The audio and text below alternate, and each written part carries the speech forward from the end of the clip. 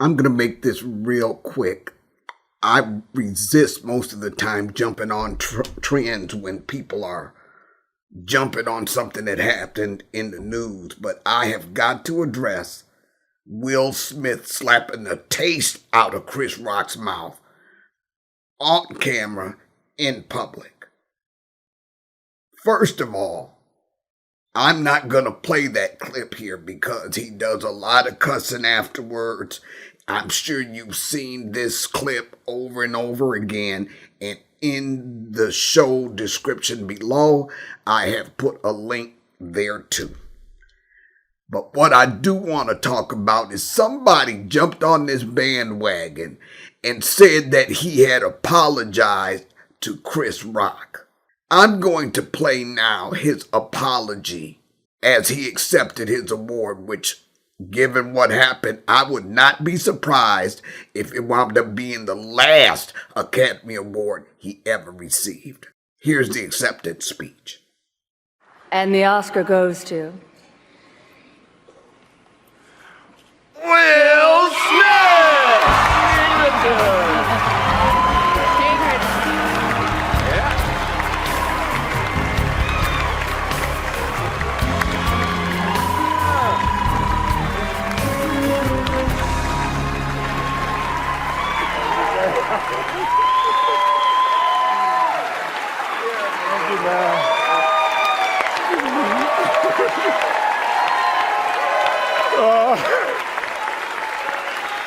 Oh, man.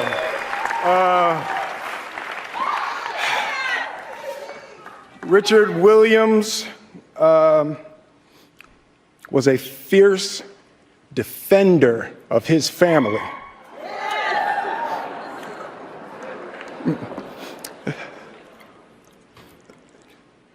In this time in my life, in this moment, I am overwhelmed by what God is calling on me to do and be in this world. Making this film, I got to protect Ingenue Ellis, who was one of the strongest, most delicate people I've ever met. I got to protect Sanaya and Demi, the two actresses that played Venus and Serena.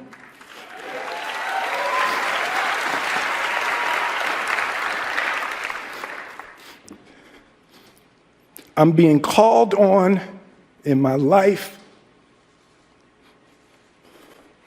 to love people and to protect people and to be a river to my people.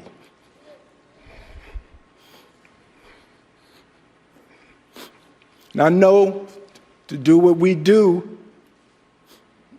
you got to be able to take abuse. You got to be able to have people talk crazy about you. In this business, you got to be able to have people disrespecting you. And you got to smile and you got to pretend like that's okay.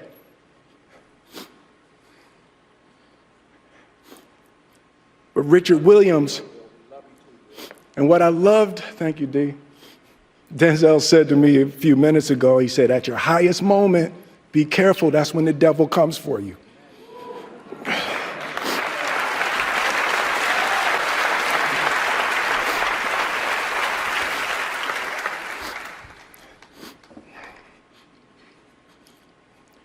It's like, I want to be a vessel for love. I want to say thank you to Venus and Serena. I just spit, I hope they didn't see that on TV. I want to say thank you to Venus and Serena and the entire Williams family for entrusting me with your story. That's what I want to do. I want to be an ambassador of that kind of love and care and concern.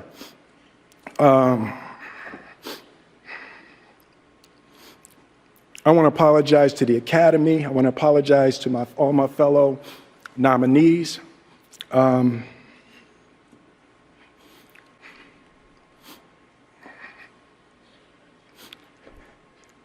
This is a beautiful moment, and I'm not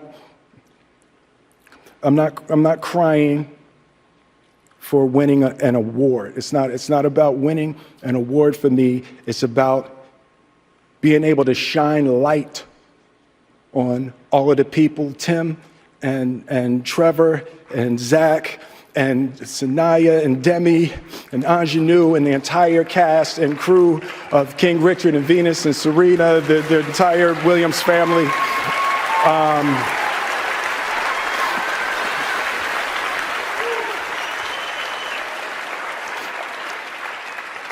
Art imitates life. I look like the crazy father, just like they said.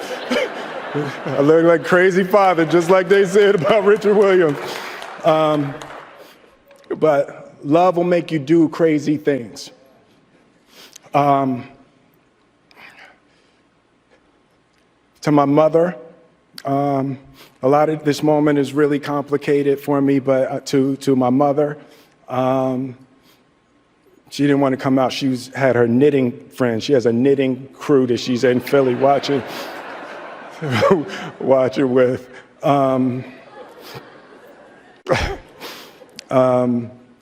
Being able to love and care for my mother and my family, my wife.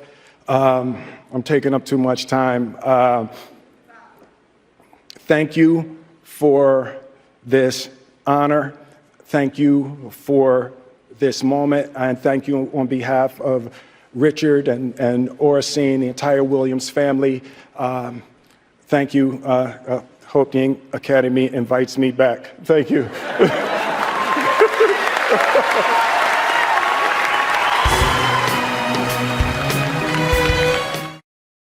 Okay, so here's the deal here, y'all. First of all, I never heard him apologize to Chris Rock. He put a list of people in there. He should have apologized in public to Chris Rock.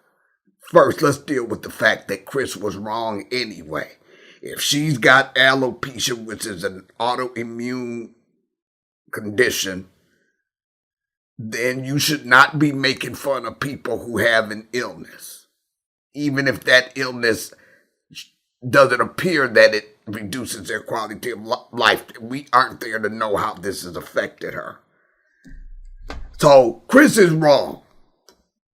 Straight up. Now, I'm going to also say here that I personally have had a problem with what comedians used to do that kept us laughing at ourselves, which is nothing wrong with that. They can no longer do. Now that I've gotten off that soapbox, let's move on. Chris should not have done that. But see, this is what I tell you guys about the importance of our not becoming the wrong that is done to us. Now, we're not even going to talk about the fact that the camera showed him laughing his butt off. Clearly, we didn't see what was behind that laughter. That's frightening enough, okay? But he got up, went up. Now, you have to spend time to get up from your seat, climb up on stage, slap the mess out of somebody, turn around, sit down. Now, that's one thing, y'all. But then you get to your seat and you talk about cussing this guy out and saying the F word twice about keeping your wife's name out of his mouth. That whole thing went on way too stinking long. I'm going to offer here that had nothing to do with Chris Rock. That whatever the heck drove Will Smith to act out like that had something to do with something in his past, whatever. Did he have a bad day? Who freaking knows? Okay? But once he did that, he's going to come back and he's going to cuss and cuss the man out twice. Then you have had ample opportunity to put a stop on that behavior, a stop on that trigger, and make a decision to act better than you did. Chris is wrong, you wrong, everybody wrong up in here. And to me, he owes Chris an apology. Now, this is the deal, y'all. I once sat in a national meeting. I was a labor leader. I was the president of our union. And so I would deal with our big wig. Well, I had a government job, just so you know, a federal government job. And we would deal with the big wigs in Washington and at headquarters about conditions that affected all the employees nationally. In one of this meeting, and to this day, I can't remember what this guy said, but one of those big wigs at the table in public said something that I found to be extremely demeaning and undeserved. How I handled it was, when I got back, because I had to travel all the way back to Michigan, finish all the meeting, yada, yada, I wrote him an email, and I was not evil in it. I was highly professional, clearly just telling this guy to boil it down. It's you were wrong. I did not appreciate what you said and how you said it, and I deserve an apology. So he writes back all apologetic and everything. I said, no, you belittled me in public. I want a public apology. I got my public apology. So when you do something wrong to somebody and you do it publicly, then you do the apology publicly. Okay? Here's what a true apology should look like. When you apologize to somebody, you acknowledge that you know that you have offended, hurt, whatever the heck happened. You own what you did. Cut it off there. You do not get to give excuses for that. What I heard in Will's speech was a bunch of excuses. Well, I'm the protector, and I learned to protect, and I never did get the connection between him and Mr. Williams, Venus's father, being a protector. Maybe he did, but that's what a man does for his kids generally. I'm saying that he had a whole bunch of excuses, and not one time did he own the gravity of his behavior, and not one time did he apologize to Chris Rock. I'm just so through with him on this thing. And a true apology is 2 parts. Part number 1, you acknowledge what you did, and you acknowledge how it affected the person that you hurt. The second part of that, like I said, cut it off there, no excuses. And the second part is you ask for forgiveness.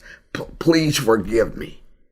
And then you leave that alone. Now, you might apologize to somebody today, and they have been so highly hurt and offended by whatever you said or did that they need some time. And guess what? You don't get to cut that off from them. You have to back off and allow them to deal with that. Number 2, they may or may not forgive you. You have to go on with your life. You did it. You owned it. You apologized. You asked forgiveness. And now whatever happens to that relationship from there on out, it's pretty much in their hands. I heard none of that from Will. I feel that Will Smith owes him a public apology for what he did. Period. I want to add in here that Chris needs to apologize publicly to both Jada and Will. As I said, there are 2 wrongs here, and I believe that a straight up correct apology issued publicly to both Jada and Will is in order. So all of this applies to Chris as well. I want to be fair here. Now, I honor, even though Chris was wrong, okay, really, he didn't say anything that offensive. He's a comedian. That's what they do. But still, he was wrong. She rolled her eyes. Will laughed initially. Go to the link that I give you below so that you can see his reaction. At first, he was laughing. The next thing you know, he's getting up and going up on stage. Look, that is beyond the pale behavior. Now, in some of my other videos I talk about, you know that you're observing or are in the throes of a trigger when your response to a situation is far and above what's called for. That's what we saw last night. Now let's talk about him using this excuse of protector. Okay, nobody was threatening his wife. There was no physical harm that was going to happen to her. And he had no right to so-called protect. Now, if you listen to his book, and I'm going to give it to him, his book called Will is pretty darn good. I'm listening to it, and I have to get back to it to listen to it. But in previous interviews and also in his book, he talks about the fact that most of his life, even growing up, he felt like a major failure. I'm a big failure. I'm a big failure. I'm a big failure, because he felt like that he was a coward. That's his word, a coward, for not having successfully protected his mother from the physical and mental abuse of his father. He lived in a household. Now, what are we talking about? Complex post-traumatic stress syndrome. When the trauma occurs in childhood, it interferes with your developmental growth. On some level, you get stuck there. But really, there could be two people in the exact same situation as he was, even in the same house, and each one of them would have coped with or failed to cope with that trauma differently. For him, he took on false responsibility. Let's talk about that down the line in another video, because that is one thing that often affects trauma survivors. So he took on the false responsibility for protecting his mother. And he apparently carries that to this day, even though if you see the book, even though if you listen to some of his interviews, he speaks as if he has dealt with that trauma. And you guys, this is a prime example of how trauma can take you over and just hijack you on a dime. You could be doing just fine, thinking you're over it, thinking that you processed it. Really, you might think that you're completely healed, and then bam, out of nowhere, an over-the-top response hijacks you in the moment. Now, in his situation, I am disappointed in Will.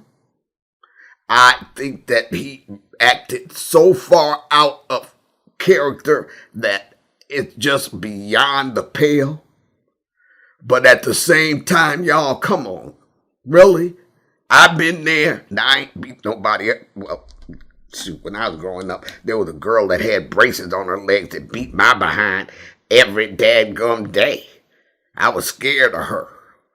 You know, and like I said, back then, I don't know if it was polio or what, but she had those metal braces from like the 60s on each leg, and she would beat me up every day. So I ain't fixing to be hitting on nobody, starting no fight, knowing I'm fixing to lose, okay? So I'm not going to act like that generally.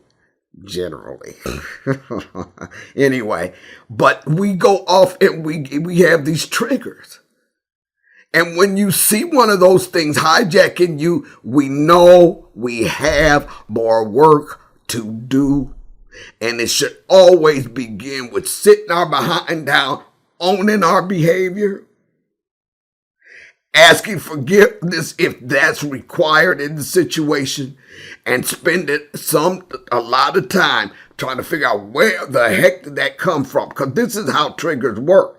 I could have been hurt back in 1969 by some person that's already dead.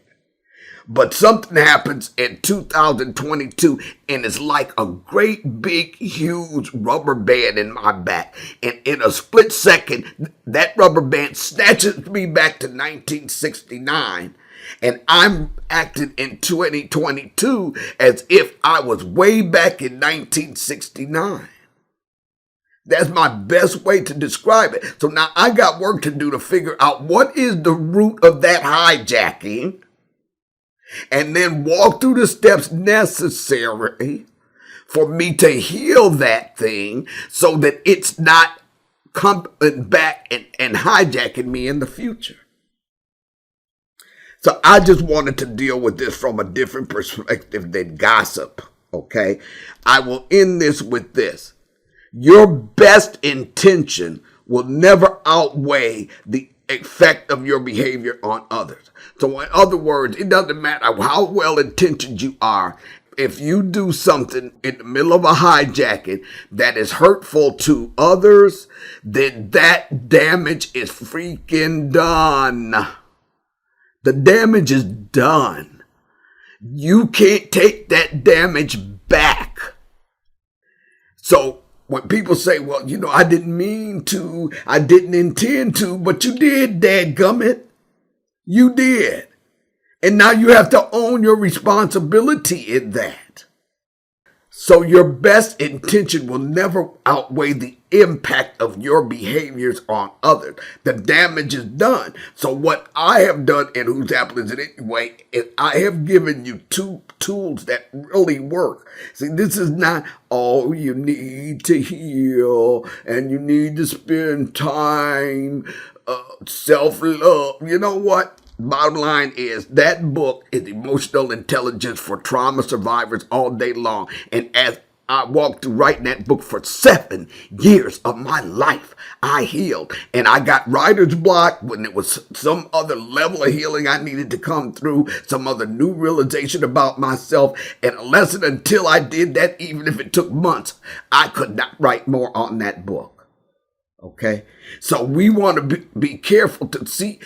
One of the tools will help you to stop yourself mid-trigger.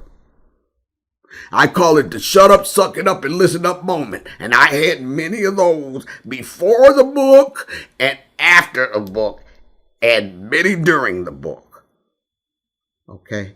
So we don't want to keep putting stuff out there that's going to come back and slap us in the face. Now, I believe, you all can get me corrected on this in the comments if I'm wrong, but I believe this is Will's first Academy Award win.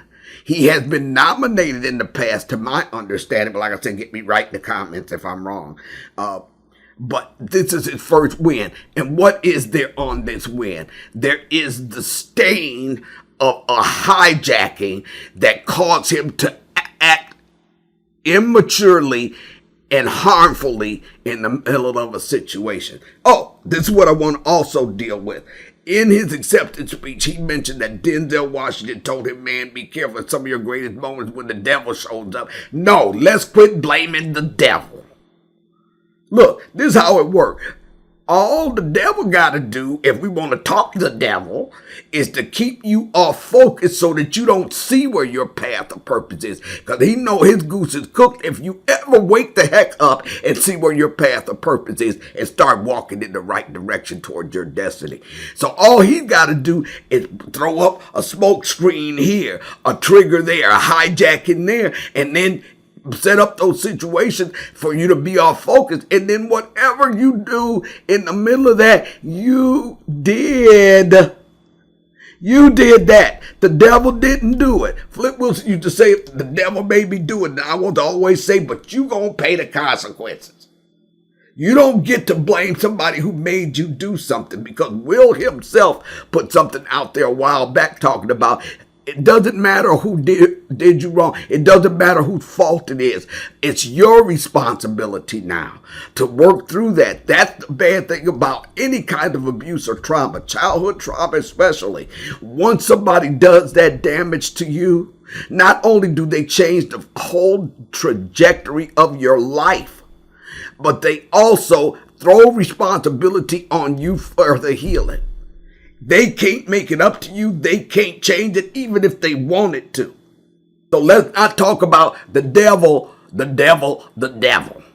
Will, you did that. You need to own that. You need to do the work to deal with how come you got triggered like that in public at such an event and just stained a momentous moment in your entire career. Now, if the Academy ever allows him back, I'm just wondering if anybody will ever vote for him again. I don't know. So like I said, it's the impact of what you do that you can't take back, and it's out there whether you intended to do it or not.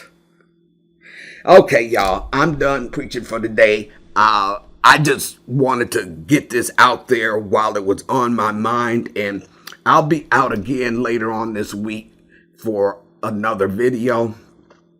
I just can't thank you guys enough. Thank you so much for being here, and I'll see you later. Always remember that your greatest power is realizing the truth of who you are. Own it. If you like the content here, please be sure to subscribe to the channel. Also, like the video and share it with anyone else that you think could use some empowerment. And I'll look forward to seeing you next time.